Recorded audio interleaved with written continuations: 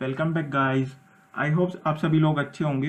आज का हमारा टॉपिक है कंज्यूमर प्रोटेक्शन एक्ट, जो कि 1986 में एस्टेब्लिश हुआ था, जिसका बेसिक मोटिव है to protect the rights of the consumer from any unfair trade practices.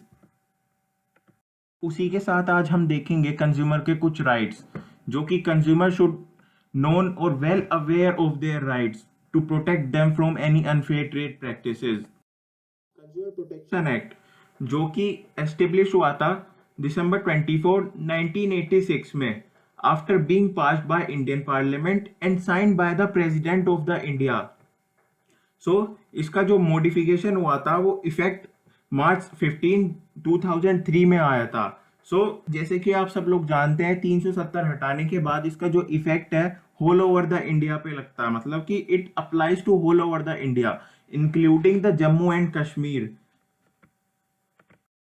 जो ये एक्ट है सभी गुड्स एंड सर्विसेज पे अप्लाई होता है, to include both tangible goods and intangible services. और जो ये अप्लाई होता है to any consumer who uses the product for any commercial activities और फॉर एनी लाइवलीहुड पर्पसेज। इस एक्ट का बेसिक ऑब्जेक्टिव है to protect the rights of the consumer and to provide remedy which was available to the consumer was under the law of torts। Means consumer को उसके rights के द्वारा aware कराना और उन्हें अनफेयर ट्रेड प्रैक्टिसेस या कोई फ्रॉड या कोई मिस रिप्रेजेंटेशन से बचाना, means to protect the rights of the consumer from their any unfair trade practices so that they can get simple and speedy disposal to their cases। Importance of a consumer protection, इसमें पहला आता है required information is lacking, which means जो consumer और producer के बीच के जो distance है, मतलब कि जो इंफॉर्मेशन पास ऑन हो रही है प्रोड्यूसर से कंज्यूमर तक, वो सही ढंग से वो कंज्यूमर तक पहुंच नहीं पा रही है। There is a vast difference between the consumer and the producer which is lacking behind. जैसे कि आपको पता है कि कंज्यूमर आज के टाइम में मोर रिलायबल है टू द एडवर्टाइजमेंट, मतलब कि एडवर्टाइजमेंट देख के ही purchases a product. There is a no middle man between. तो प्रोड्यूसर का जो काम है इस समय वो खत्म हो चुका है। तो जो इंफॉर्मेशन प्रोड्यूसर भेजता है कंज्यूमर तक, वो सही ढंग से पहुंच नहीं पाती है। The problem which can be arises through unfair trade practices. तो इसका बेसिक मतलब होता है जब भी कोई बंदा अपने बिजनेस में अपनी कोई अनफेयर ट्रेड प्रैक्टिसेस को यूज करता है बाय यूजिंग हिज डिसेप्टिव और एनी फ्रॉडलेंट और any unethical method to gain, मतलब कि कोई बंदा फ्रॉड तरीके से कोई या अपनी अनएथिकल मेथड से कोई भी अपना गेन करने की कोशिश करता है और कोई एडवांटेज लेने की कोशिश करता है, जिससे कि उसका जो टर्नओवर है, वो जो प्रॉफिट है, उसमें गेनिंग हो, तो we call it as unfair trade practices. तो section 5A consumer protection law बोलता है कि to protect the consumer from any unfair trade practices. Duplicate product, जैसे कि आप सभी लोग जानते हैं, एक ब्रांड के डुप्लीकेट प्रोडक्ट्स भी होते हैं। जैसे आप मार्केट में कहीं जाएंगे तो आपको दूसरी जगह कोई सेम ब्रांड का कोई डुप्लीकेट प्रोडक्ट भी मिल जाएगा। और अगर आप ब्रांड कॉन्शियस है तो आपको टू बी अवेयर दैट कि जो आप प्रोडक्ट खरीद रहे हैं, वो जो भी ब्रांड है जो उसमें टैग लगा हुआ है, वो should not be a fake one. जैसे कि इस इमेज में आपको दिख रहा है कि एक साइड में अडिडास है और एक साइड में अबीडास है। There are two different types of brands, but the real one is Adidas and the copy one is a Adidas. It's a duplicate product. Here comes the misleading.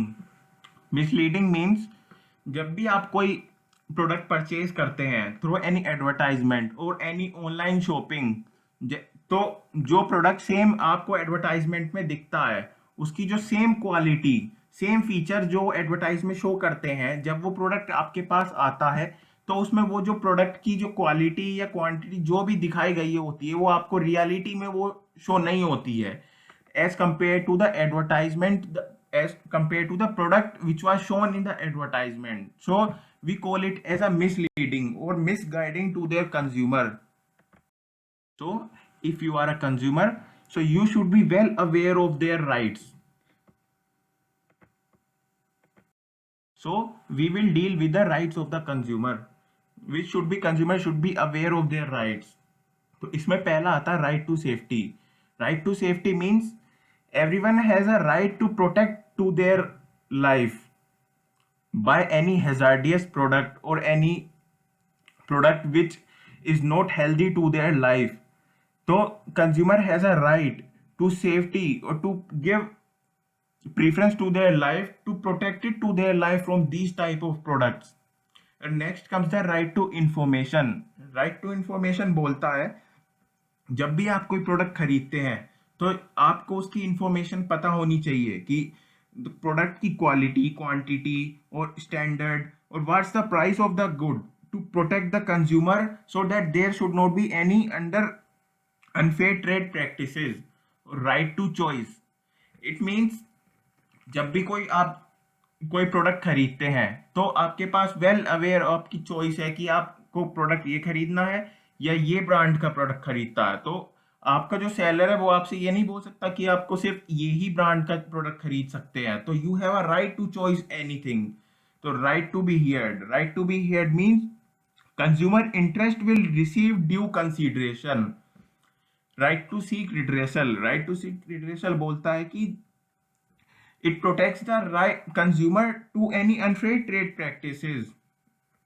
Right to consumer education, right to basic need which should be well known aware of the consumer. Right to healthy environment. Right to healthy environment means जो भी आप product खरीद रहे हैं वो आपकी environmental friendly होना चाहिए, मतलब कि वो एनवायरमेंट में पोल्यूशन क्रिएट ना करे. तो product should be healthy and should not create any pollution in the environment. So section 9 बोलता है we have established a consumer dispute redressal agencies to protect the rights of the consumer so that they get speedy recovery or from the dispute which arises. So इसमें पहला आता है district forum जो कि established by the state government in each district of the state. And next come the state commission जो कि established by the state government in each state. And the last one which is the higher authority, a national commission जो कि established by the state government.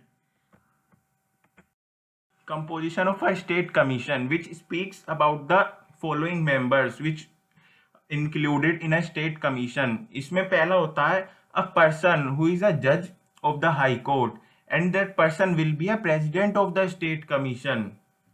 एक person है वो जज होना चाहिए हाई कोर्ट का और उसके अलावा दो अदर पर्सन, दो से कम नहीं और दो से ज्यादा नहीं, विच आर प्रिस्क्राइब्ड, और उसमें एक one of would be a women.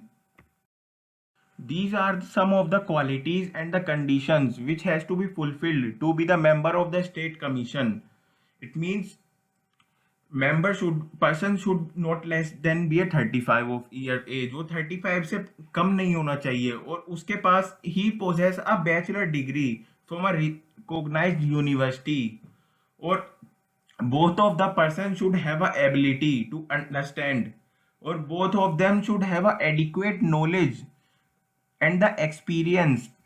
दोनों के पास नॉलेज होनी चाहिए और 10 साल का एक्सपीरियंस होना चाहिए in dealing with the problems relating to any economic law और एनी कॉमर्स और अकाउंटेबिलिटी, एनी पब्लिक अफेयर्स और एनी हम देखेंगे a member who is included in a national commission, a person who और हैज बीन अ जज of the supreme court, और 4 other member neither more than 4 or no less than prescribed, and one of them must be a woman. It means एक आदमी जो कि जज होना चाहिए सुप्रीम कोर्ट का और उसके अलावा 4 अदर मेंबर, 4 से कम नहीं और 4 से लेस नहीं, और उसमें से एक जो होनी चाहिए वो वुमेन होनी चाहिए.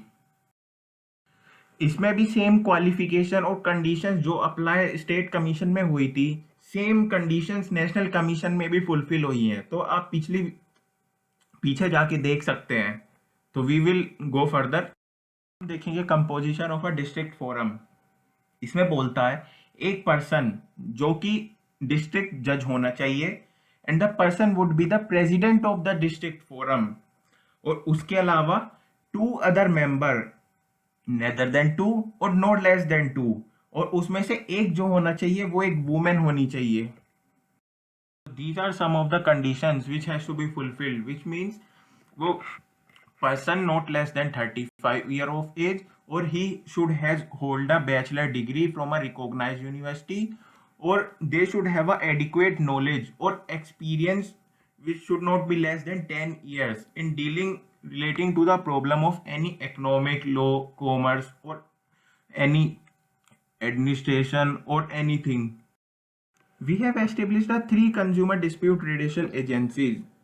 So, according to their compensation, they hear the cases.